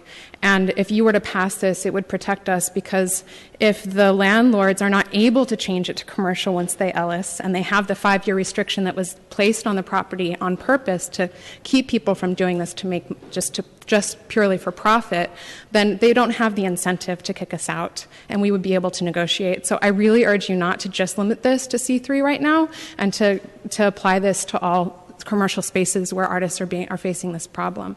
I've been working in San Francisco for 10 years. I've built my career here deep in the dance and film community. I cannot take my career to another city and continue it. I'm very rooted in the city. Artists are giving to their city all the time. We're not takers, we're givers. We don't get big paychecks in order to do what we do, and we can't afford the housing costs that are facing us right now. So for me to lose my housing also means for me to give up my career. So I encourage you to really vote on this quickly and push this through so that people like me don't lose their housing now. Thank you. Thank you. Next speaker, please. Hello, my name is Wolfgang. I'm a mathematician and dancer in San Francisco since 1992. And I also wanted to make 2 points. One point is about the C3 restrictions. Make no mistake, San Francisco is a small city. And city is even smaller. Yes, the fire is burning really hot there. But if you only try to keep it in there, in that little thing, it will spread everywhere with even more. It's like fighting fire with fire. It didn't work 1906. It won't work today. The other thing is the importance of these sort of illegal units that they are called, which are actually more like non-standard, non-orthodox units, apartments which just are ideal, have many times a lot of space extra, and so ideal for artists and craftspersons and people who create things, who make the city and give the city really something. When those units are getting evicted or getting commercialized again, just to turn another extra profit on them, then not only the people who are living there are losing their livelihood, it's also the whole community is really suffering from this. Because, look, for instance, at Kerouac, Lindsay just mentioned that one. It's not only those 3 people who are living there who's losing it, but also that space is home to so many artist activities, to so many dance groups, from aerial dancing all the way to standard ballet and Butoh and stand-up comedy, everything. And all these spaces, they are gonna, when they lose, they're so rare, there's so few of them around. When we're losing these, we're losing our culture. And that's something we should consider, because it's a culture that all this real estate glut is really made on, is built on. It's that culture what the people come here from all over the world. I'm from Germany, right? And I came here for a reason. And I see that reason go away. And that's what we really want to prevent. So thank you so much. Thank you. Next speaker, please. Good afternoon. Sean Kegren, RBA. I'm here to support the testimony of many of the previous speakers and the notion of duplicating the file. I'm here to respectfully ask that the demolition of single-family homes be removed from this legislation. And I'd like to distinguish single-family homes from units. The universe of units that we're talking about is 905 over the last 6 years. The universe of single-family homes are 47, dramatically different. The reason that number is so low is planning has a process. It's lengthy, it's timely, but there is a process to protect affordable and sound housing. If I'm an applicant and I submit an application to demolish a house, the very first question is, what value is on that house? If the value is over $1.7 million, it's not affordable, and it goes through the regular process. If that value is less than $1.7 million, you have to do what's called a soundness report. And if you can demonstrate that that is unsound housing, then and only then can you move forward. So to put this context in numbers, only 16 houses in the last 5 years have passed the unsound housing test by planning. Unsound housing is not affordable housing. Our members understand the process now. Making it a conditional use makes it extremely legal. We cannot do it ourselves. We have to turn it over to a team of lawyers, and it's painful. Thank you. Thank you. Thank you. If there are any other speakers, please come on up. Oh, my name is George Bracey. Although I'm not acquainted with the full scope of this measure, but I do have some concerns. I myself live in Supervisor Kim's district, public housing, which is now belongs to TNDC. Although they're talking no dislocation, I think there's going to be some dislocation. But I'm more concerned with the 6th Street corridor and the Tenderloin as a whole, because those are the areas that I think that this ordinance, this land use thing, is going to adversely impact. What I don't understand is there's poor people living in SROs, they're called residential hotels, and now there's some action where they're trying to turn these residential hotels into tourist hotels. How does this proposal impact that or preserve housing in those areas? Supervisor Kim will address your question maybe after the hearing. Supervisor Kim? All right, thank you. Next speaker, please. Good afternoon, supervisors. My name is Charlie Goss. I work on government affairs for the San Francisco Apartment Association. I forgot my regular glasses, so that's why I'm wearing sunglasses. So I apologize. No, we appreciate the explanation. Yeah, we were all wondering. I saw you guys looking at me. But we understand there's a desire to move the legislation forward in a timely manner for the folks at 1049 Market. But it's important to recognize that the legislation also impacts the 30,000 property owners who have in-law units on their property. We believe the legislation is not ready for prime time. We hear that there's a movement to split the file, which we appreciate very much. The ordinance is not ready for prime time because less than 2 years after Supervisor Chu offered to put forth a voluntary program, this legislation would mandate it. The ordinance violates various state building codes, and it's not legal for the city to amend state building codes. The ordinance, we believe, as currently written, it creates a disincentive to rent illegal units from the landlord's perspective. Those units, they get less natural light, they are cheaper, they are affordable by design, and they're the exact kind of apartment that shouldn't be left vacant. We also feel the legislation has a disparate impact on low-income property owners who didn't buy a legal conforming 2-unit building because they couldn't afford it. And so they bought a single-family home that perhaps has 1 or 2 in-law units on the property. There was a comment that there is not opposition to this legislation as currently written because people aren't here. And I would respectfully disagree. Today's actually Chinese New Year. A lot of these people who have these types of properties are celebrating Chinese New Year. There's also been talk about the difference, or I don't think that the difference between requiring review of illegal in-law units and mandating legalization has really been fleshed out. It's quite different to require a conditional use review for the planning department when an in-law unit's going to be taken back, but to require require legalizing it is another story altogether. Thank you. Thank you. Ladies and gentlemen, are there any other members of the public that'd like to speak at this time? If not, I'm going to close public comment. Okay, public comment is closed. I see we've got Supervisor Avalos on the roll call, and then we'll follow up with Supervisor Weiner. Thank you, and I want to thank everyone for entertaining this ordinance, and of course, all the people who have been advocating for it over the years. We want to move quickly, and the issue of in-laws is still one that is getting worked out with DBI. But we want to move quickly enough so DBI can hear some of the remaining concerns that exist on this legislation relative to in-laws, and we want to have back here on the 22nd. It's a couple weeks away, I realize, and we're losing units every day, but we want to make sure we get this right moving forward. So what I want to do is approve the today portion of the legislation that is related to the C3 part of the city, and we made amendments last week as well to address ground floor units that are not visible from the front.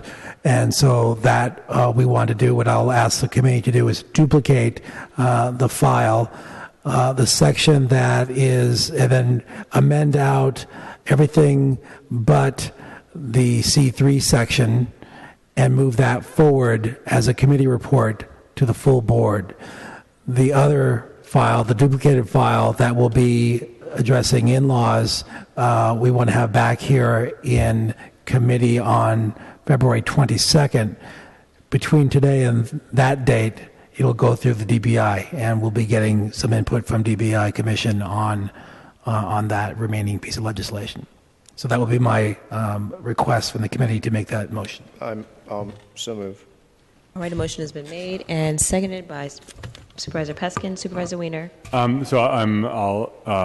support the motion as stated. I think it's very important to move the C3 portion out of committee and get that passed. I think we've had strong unity in the committee over time and on the board in making sure that we are addressing this kind of behavior where units are rented out as residential units often for many years, and then all of a sudden, in order to make more money, the owner decides, oops, it's actually not supposed to be residential, so everyone has to be evicted, and that's a terrible direction, and we need to make sure that we're keeping people stable in their housing in many different ways, and this is one of them. So I continue to be very supportive of the C3 aspect of this legislation, and I'm glad that these controls are going to become permanent. So I support sending that out as a committee report today in the file as duplicated. In terms of the other portion that will remain in committee, two things. First, I just have a question about whether 2 weeks is enough time and whether it should be more like 3 weeks. I just ask only because in the last week, I don't think I haven't seen progress being made, and I just want to make sure we're not going to then have to have another hearing and continue it again. That's just a question for the author. And then the second piece is in terms of the conditional use requirement and single-family homes. I think that the argument that we've heard is a pretty strong one, that the controls currently in place for demolishing single-family homes are very strong. And so the question is whether we really need to also put a conditional use on that as opposed to multi-unit, where I think it's a more challenging situation. And there are a lot of things that can qualify as effectively a demolition in a multi-unit building that may not be adequately protected by current law.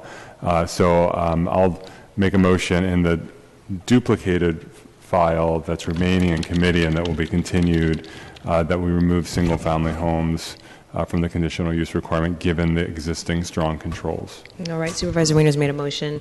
If we could take that motion without objection. All right, this motion passed. Madam Chair, what the motion was to amend the duplicated file that is remaining in committee to remove single-family homes from the conditional use requirement. Okay, but so before that, then we need to rescind the motion to continue it as amended to February 22nd to make further amendments. No, it's a duplicated file. That hasn't been voted on. The motion was made, so I just wanted to clarify. Okay, so the motion has been made, but you need us to rescind it? Just to rescind the continuation so you can make further amendments. Okay, well, without objection. Okay. That motion is rescinded. And then the additional amendments as proposed by Supervisor Weiner. And the additional amendments proposed by Supervisor Weiner, without objection, that motion also passes unanimously. Before we just close out with Supervisor Kim, I too just wanted to just add my voice to the importance of protecting the residents in the C3 portion. I think it's incredibly important. I also want to thank Fred for all of her organization's hard work for helping with my constituents, as well as the nonprofits that are on the ground helping people survive and fight just to stay in the city. I wish there was a way that we can continue to signal to property owners that utilize loopholes such as this one that we're dealing with, send them a message that we mean business and that this is unacceptable behavior and that there needs to be more of a balance between capitalism and compassion, and that their actions have an adverse effect on everyday people's lives, and it's absolutely critical that we remind people of that. And if there's some way we can create stifter, more punitive penalties, then I think that we should definitely move in that direction. Supervisor Kim, you have a few remarks? Just want to make closing remarks. First of all, I want to thank this committee for passing this out of committee immediately, given the urgent and time-sensitive nature of the protections that we put in place, as the interim controls will come to an end in March of this year, but also for your strong support of our residents, in particular, those in the C3 area that have been experiencing these types of greed incentivized evictions, where landlords had previously been profiting off of these tenants when it could not find commercial tenants, and now wants to kick them to this curb when they feel that they can make more from commercial businesses. I think that this conditional use authorization will provide another level of oversight for the Planning Commission to ensure that we are protecting housing for our existing tenants that make San Francisco the city that we love and the city that it is. So just want to acknowledge this board in its strong support of our residents. Finally, in response to the question from one of our residents, we do have existing legislation that does prohibit the conversion of residential units and SRO hotels to tourists. If you find that that is happening, please do place a complaint with DBI. This ordinance actually has been largely successful in dampening that type of conversion because it does allow a private right of action from nonprofit organizations. And we have seen a tremendous decline in these types of illegal conversions since that ordinance passed, I believe close to 2 decades ago. But if you see that it is happening in the Tenderloin or in the South of Market, please do report that complaint. It is already completely illegal under the current laws. Thank you for that reminder, Supervisor Kim. Deputy City Attorney John Givner. Just to clarify on the amendment that Supervisor Avalos has proposed to the original version that would go out as a committee report, it includes, as Supervisor Avalos mentioned, the conditional use requirements in the original ordinance, but only applying to C3 districts. But it also includes the landscaping and permeable surfaces requirement citywide. That's the first couple pages of the ordinance. So the amendment includes that not just for C3, but for the entire city. Okay. Thank you for that clarification. Yes, thank you. We have to vote now on the two motions that are ahead of us. Madam Clerk, could you please call the first motion?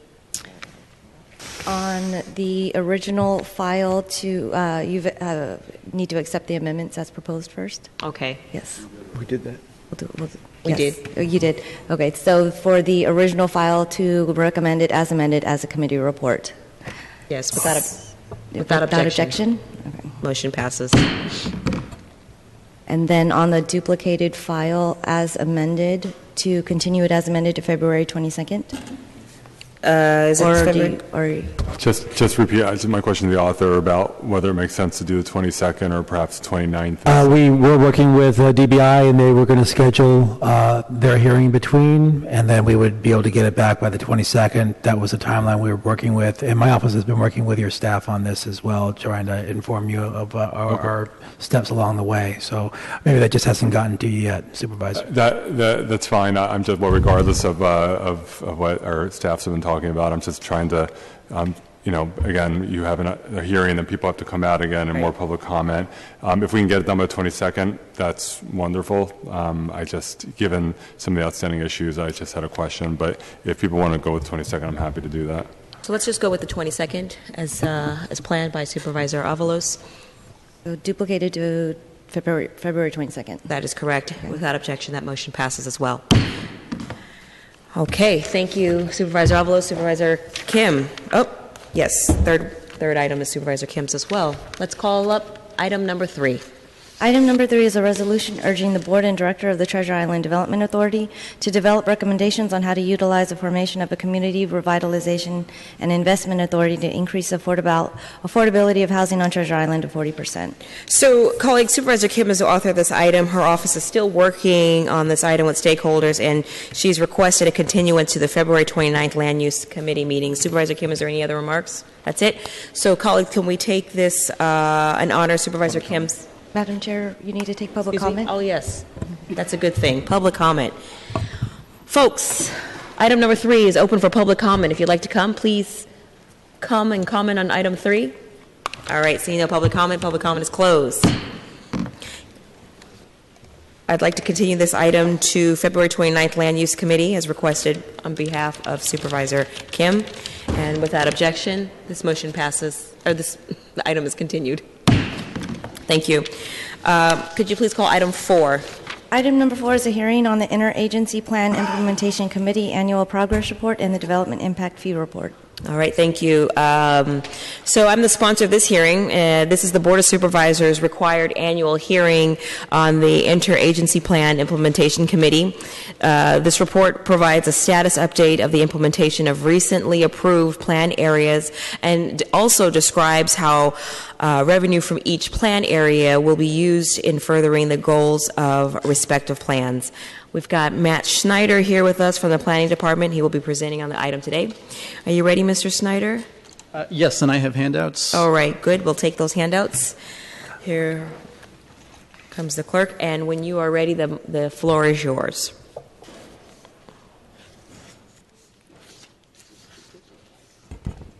Good afternoon, Supervisors. I'm Matt Snyder of Department Staff, here to give you our annual report on the Interagency Plan Implementation Committee. We are, the IPIC, as it's generally called, looks out of the implementation of six of our plan areas in the general plan, specifically Rincon Hill, Market Octavia, the Eastern Neighborhoods, which is actually 5 individual plan areas, Transit Center, Balboa Park, and Visitation Valley. In this presentation, I'm going to quickly go over some background, what our implementation team does at the Planning Department, and then what the larger IPIC does. I'll touch upon the IPIC process, how we make our decisions about how to fund the money, and then give some broad overviews of the revenue, both that we've received so far and then what we're looking at in the next 5 years. And then we'll dig a little deeper, and I'll give some highlights on expenditures, both in the next 5 years and then over the next 2 years. Sorry.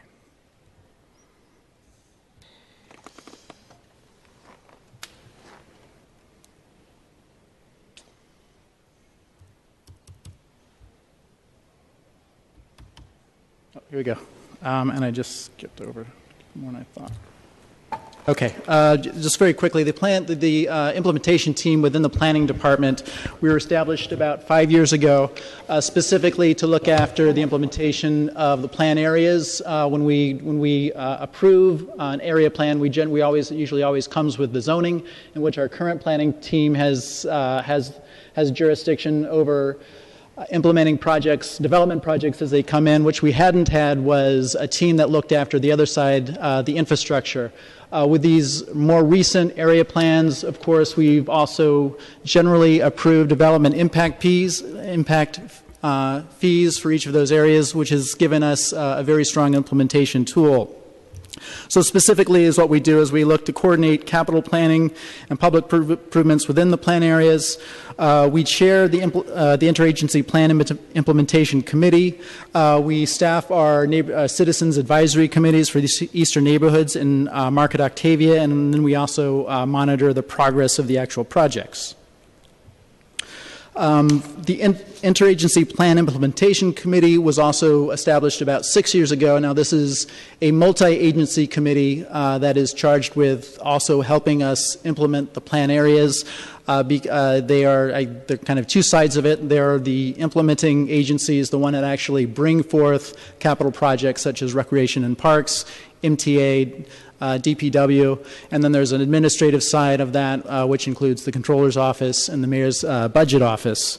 And we work with them to actually bring forth the projects. They help us inform where they are in their individual capital plans and how we can synergize, how this money might be matched with their money and so forth. And then we produce this annual report. The IPIC process is much like a typical budget process. Every year we look at what we had projected as revenues coming in through the fees. We look at our pipeline that we publish quarterly. We look at the actual fee revenue that has come in through the Department of Building Inspection. We revise our projections. We look to see if we have more funds or less funds. In the last 3 years, we have consistently had more funds than we had previously thought. We then look at our 5-year expenditure plan, see how that difference can make. We consult our citizen advisory committees and their constituents. We also consult with the agencies through the IPIC to see how best the money can be used, if they have holes or if there are leveraging opportunities. And then we come up with a new expenditure plan, and that's what the plan before you kind of goes through. We get a CAC an endorsement from the actual IPIC, and we take it to the Capital Planning Committee where it's memorialized. When it actually gets memorialized is when these projects are put into the agency's budgets, and so they become actual projects and can get started. And Mr. Schneider, through the chair, pardon my ignorance, but who actually sits on the IPIC? Which agencies? I mean, so it's like there's an individual designee from... That's a very good question. We don't have bylaws per se, but we do have sort of a consistent staff who is assigned to the IPIC. Generally speaking, from DPW, MTA, DPW, MTA, and Rec and Park, it's usually one or more project managers who is on the project manager side, and usually it's one of their finance people who are also sitting on it. And then somebody from the controller, somebody from the mayor's budget office, and somebody from planning? That's right. Yes. Yeah, several of us from planning, actually. Yeah, and usually it's one member, and then it's also capital planning, who also plays a very major role in. So that would be Brian Strong from. Brian Strong, Heather Green, right. And we have about four.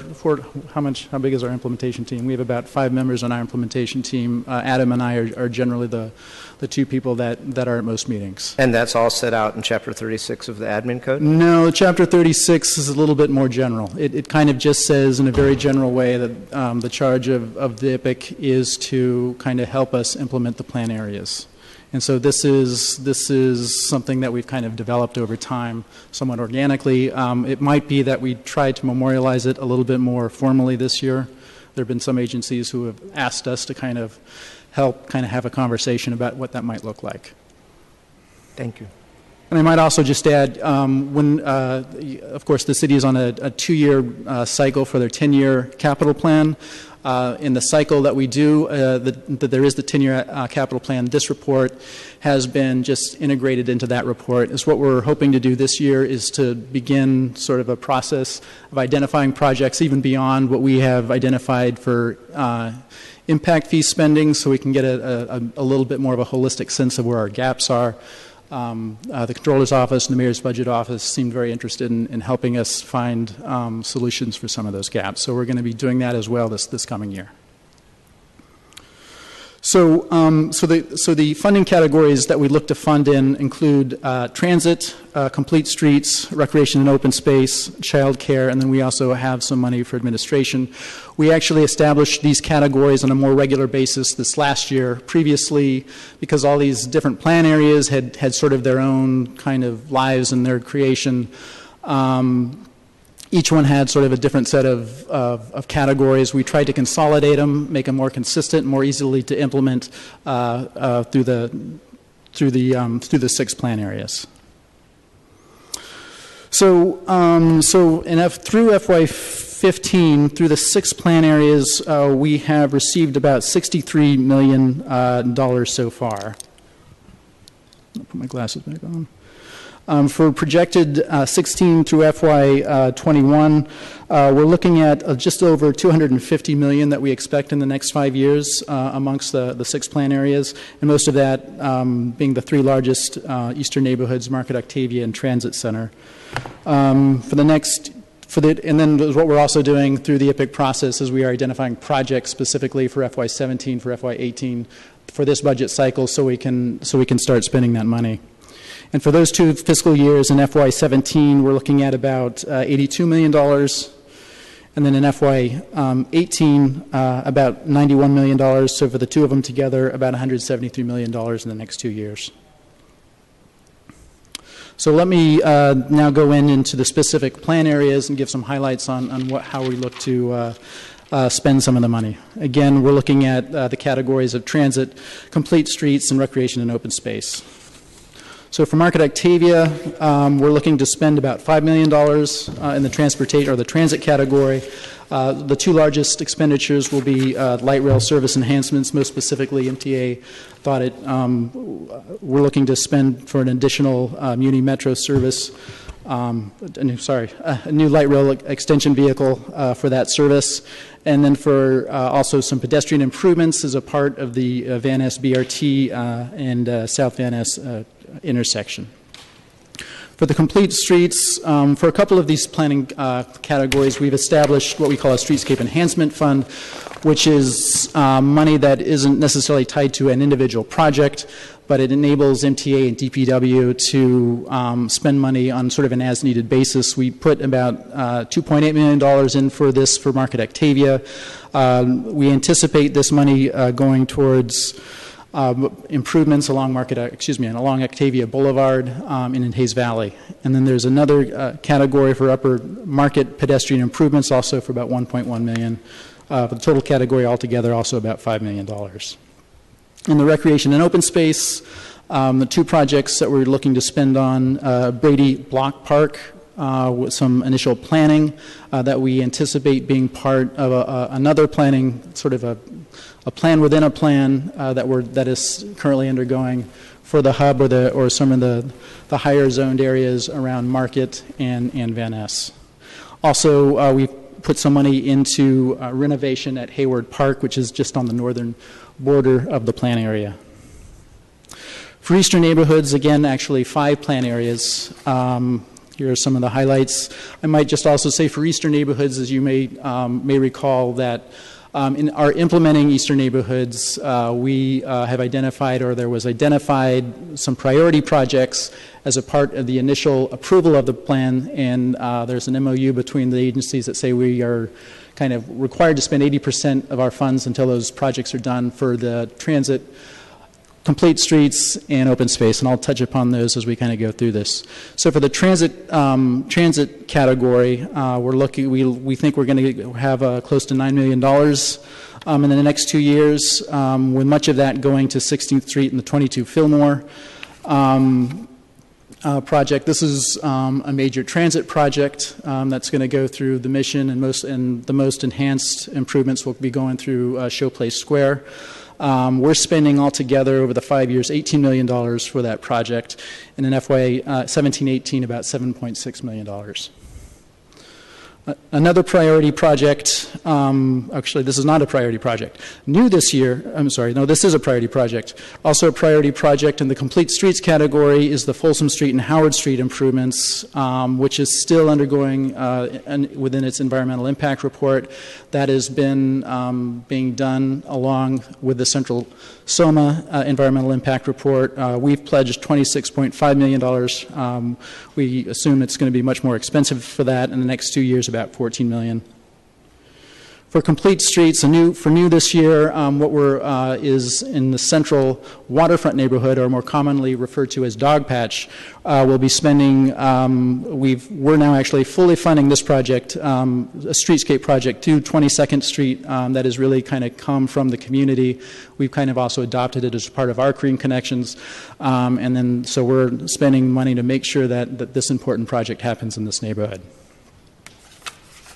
Recreation and open space, one of the initial projects that were identified was a new project in the Mission at 17th and Folsom. That is finally going to be getting underway this year, under construction. We are paying for about half of that project for about a $5 million project. Also in the Showplace Square, also a priority project. One of the things that we were to do was to fund one new park in that neighborhood, and Daggett was selected as that. This is actually not in the next 2 years, but this was such an important project we wanted to highlight for that for you as well. This is currently under construction. Also in eastern neighborhoods, we have put about $8 million towards to Rec and Park to help them in the real estate division find a new park in the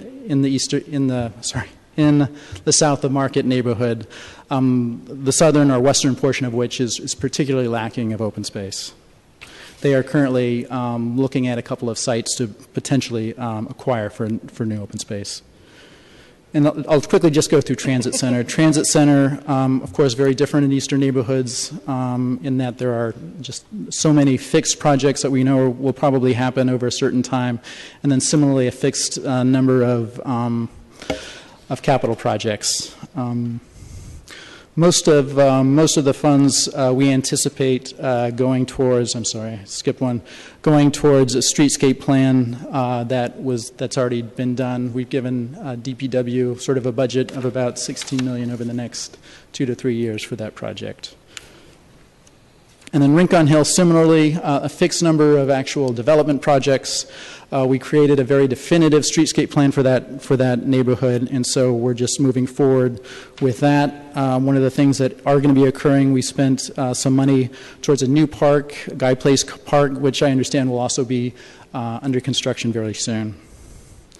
Towards our streetscape open space plan, we have streetscapes for each of the projects, each of the streets in the plan area. We don't think we have actually enough impact fees to pay for all of it, so they're moving forward on pieces of it. On Harrison Street, which is sort of the main street of the Rincon Hill area, it's the most traveled. It's also aligns nicely with goals of Vision Zero, so we're moving forward with that. Hopefully we can find other funds perhaps through this capital planning process for the rest of it. And Visitation Valley, just very quickly, this is not a plan area per se, though it is a fee area that it encompasses a couple of sort of master development projects, Executive Park, Schleglock, and I might also just mention, we don't have it on this map, but it also includes the Hope SF Sunnydale portion as well. For Visitation Valley, for the Schleglock open space, some of their fee was kind of credited back to them since they were creating a couple of new parks. The Rec and Park team has been engaged with that community in designing those parks, and I believe will be up and running by the time the first phase is complete, at least one of the parks. And then so the other parts of the Visitation Valley fee, we're still kind of working with the community to try to identify projects for that, and we just started to engage last year. We had put forth some thoughts from planning staff, but we heard from the community that they kind of wanted to take a second look at that, so we're doing that now with them. And finally, Balboa Park, I'll just mention this very quickly, also a plan area. It does have fees, but there's been very little development so far, so we aren't anticipating a lot of money. The one project that has happened was a streetscape project, so Lee Avenue extension, which has been complete. And so the next steps for IPIC is that the expenditures that I've just described and other in the plans, I think you might have copies and are online. They will be memorialized as a part of the budget request for expenditure authorizations in the spring and the summer. There's a new, we'll start this all over again. We do this every year. We'll look at the revenues again. This year, I think it'll be a little bit more of a process, since we will be doing our mini capital plans, thereby identifying sort of a full slate of capital projects, even ones that we know we've kind of committed to through the impact fees, but others that we'd like to do, or maybe, and then hopefully we can identify those gaps and other sources for them. And this concludes my presentation. I'm here along with Adam Barrett, who is the team leader for the implementation team, and we'd both be happy to answer any questions. Thank you. Colleagues, do you have any questions? There's a lot of information given, high level. Thank you for your work, Matt. I appreciate it on behalf of the District 10 residents that email you and call you and come to the meetings. Appreciate you for having patience and answering their questions. All right, seeing that there's no comments on this body, let's go ahead and go to public comment. Public comment is open, and seeing none, public comment is closed. Thank you very much. Colleagues, is there any more remarks or questions for staff? I don't have any myself. All right, Mr. Snyder, thank you for an excellent presentation. You left us speechless. Madam Clerk, so this, if we could have a motion for this item to send to the full board? It's a hearing, Madam Chair. To file this item, please? You would like to file it? Okay. I would. And the motion passes unanimously without objection. Thank you. Is there any other items before us today? No, that concludes our business for today. Thank you very much. This meeting is adjourned.